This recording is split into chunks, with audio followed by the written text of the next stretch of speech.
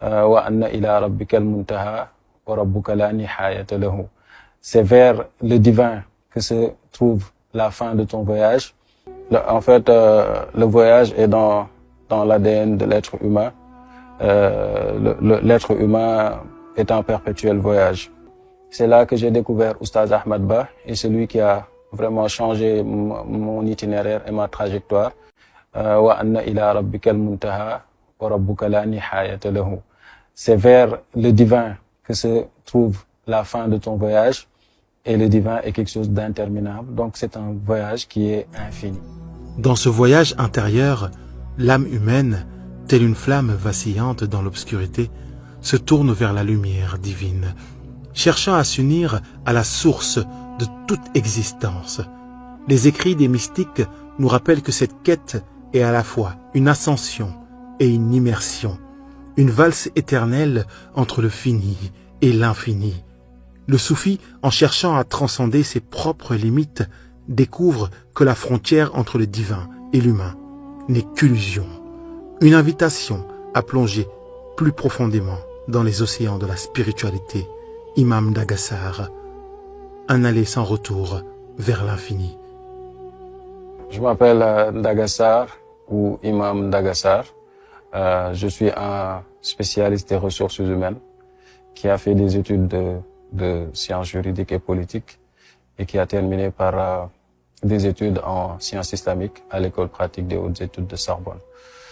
L'ouvrage que je présente aujourd'hui, c'est le produit d'un cheminement de très longues années et des études que j'ai pu mener. Donc c'est le produit de l'expérience et du travail académique que j'ai eu à faire durant toutes ces années. Donc c'est un livre qui est sur 3 parties, qui traite. La première partie parle du soufisme, de sa définition, de son histoire et de son évolution, avec un accent particulier sur la Tidjaniya et la Faïda et son détenteur Cheikh Ibrahim Niass.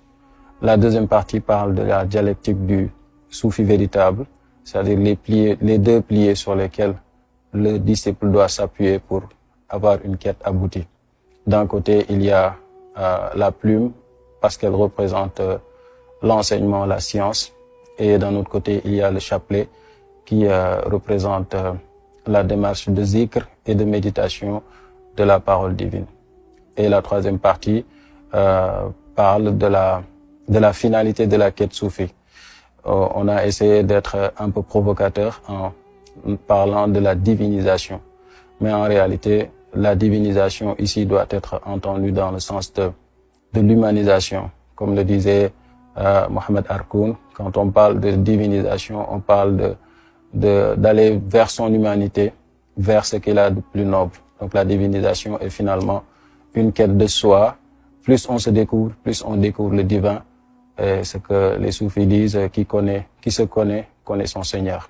Donc c'est un livre qui prétend être un manuel de soufisme, mais également un guide pour le cheminant apprenti soufi. Bon, d'abord, je vais dire que je suis issu d'une famille où l'apprentissage de l'islam est le principe et l'école française l'exception. Donc mon père a choisi que je fasse des études de Coran et certains membres de la famille lui ont suggéré que j'aille à l'école française. Donc principalement, moi j'étais parti pour faire des études coraniques et la maîtrise du Coran facilite, d'après ce que les gens disent, l'étude du français. Donc mon père a choisi de me mettre à l'école coranique et les parents ont décidé que j'allais faire l'école française. Et donc l'appétit vient en mangeant, donc j'avais à peu près quelques bons résultats en école française, c'est pour ça que j'ai continué. En même temps que je continue également les études d'islam, de l'arabe et de toutes les branches de la charia, en même temps que les éléments de la littérature arabe. Donc c'est pas quelque chose que j'ai choisi moi-même, mais voilà, quand on commence par une chose, finalement, en général, on termine par elle. Donc après les études du lycée, je suis allé à Gaston Berger pour faire des études de droit. Ensuite, je suis allé en France pour faire une école de commerce. Et quand j'ai commencé à travailler, j'ai senti en fait que ma vraie fibre n'était pas dans ces éléments-là. C'est vrai que je suis juriste à la base et spécialiste des ressources humaines, mais je pense que ma nature profonde correspond beaucoup plus à la spiritualité. Je suis quelqu'un de très passionné par la spiritualité. Donc c'est pour ça que j'ai tenté d'intégrer l'école pratique des hautes études de la Sorbonne. Et après les éditions, j'ai été sélectionné pour faire cette spécialité. Donc je dirais que j'ai fait des études académiques françaises par obligation, et j'ai fait des études islamiques par vocation. Ce qui fait qu'aujourd'hui, je peux me prétendre spécialiste dans les deux domaines, mais on va dire que c'est par l'effet de la providence, mais pas forcément par un choix personnel. Il faut dire que quand j'étais encore beaucoup plus jeune, j'étais quelqu'un de très passionné par la poésie. J'étais un fan de Baudelaire et de Victor Hugo. Donc c'est deux auteurs qui m'ont beaucoup inspiré. Maintenant, mon parcours personnel a fait également que j'ai pu m'essayer à d'autres styles d'écriture comme le rap par exemple.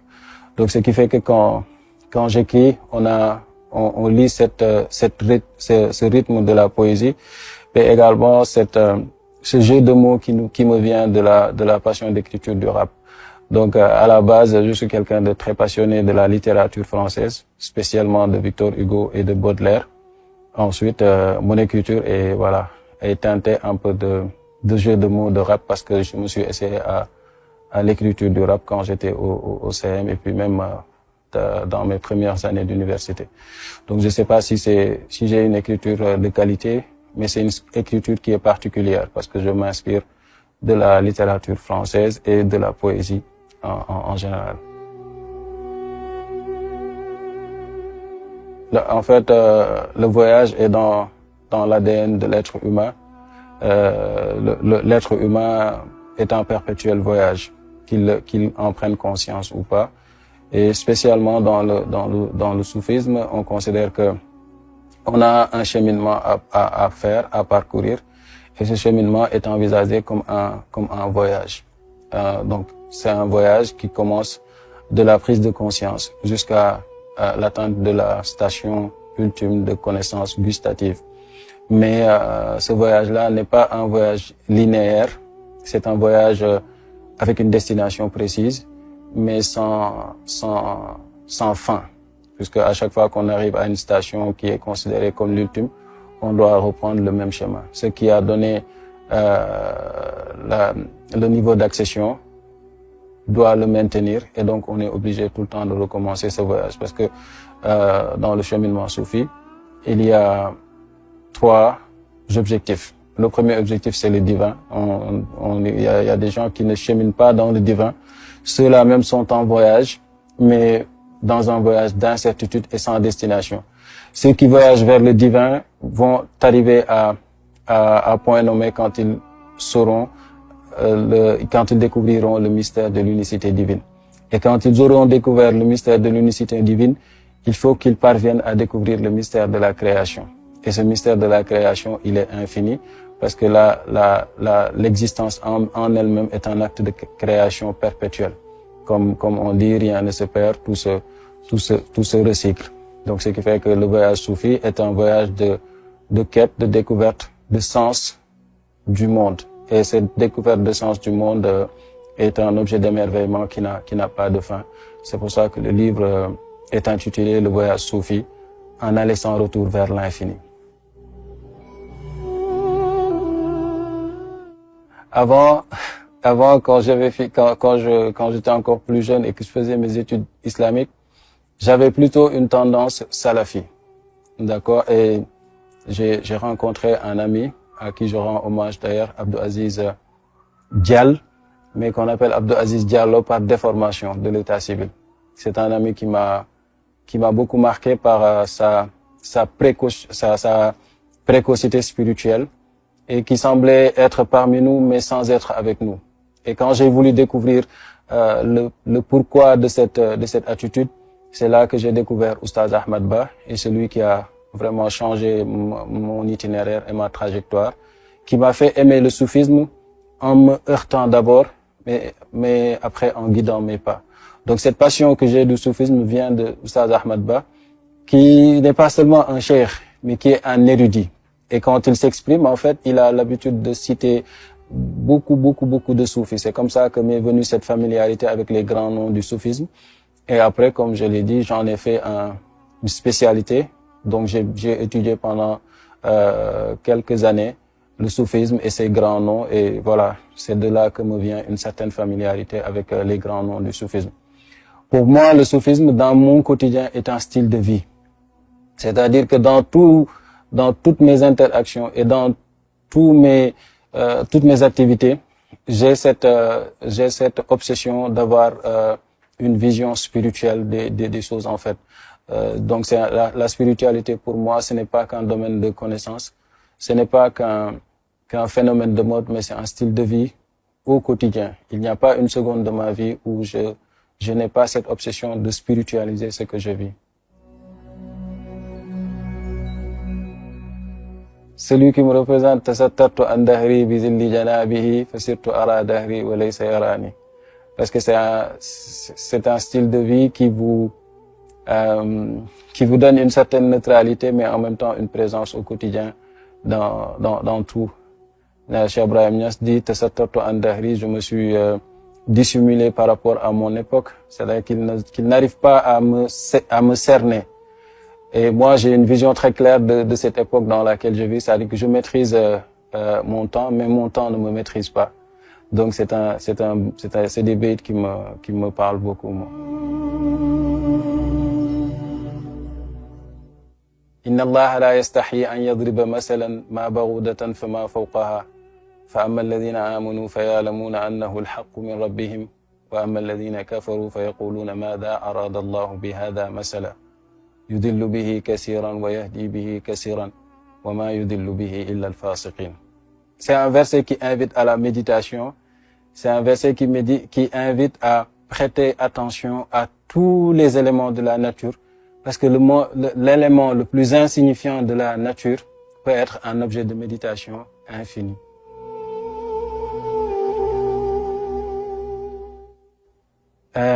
Si j'étais un livre, je serais le Mishkat al-Anwar d'Abu Hamid al-Ghazali. C'est un ouvrage qui m'a beaucoup marqué, et c'est d'ailleurs sur cet ouvrage-là que j'ai fait mon travail de recherche. C'était quelqu'un de très humble et de généreux. Ceux qui ne le connaissent pas parlent de son érudition, mais ceux qui le fréquentent vont plutôt parler de son comportement au quotidien et de ses qualités. C'est quelqu'un de très humble, de très généreux, et qui a vécu comme un effacé, mais qui est présent parmi nous. Comme je le disais, dans le premier niveau, tu atteins le mystère de l'unicité divine, et dans le second, tu cherches à imprimer en toi le mystère de la création. Et comme le dit dans le Coran, Allah subhanahu wa ta'ala, Kulla yawmin huwa fi sha'n. À chaque instant, Dieu est dans un acte de création. Donc l'acte de création est constant et éternel. Et celui qui veut cheminer pour découvrir le secret de cette création est donc dans un voyage qui est interminable, parce que à chaque fois, il y a un acte de création qu'il faut méditer et comprendre.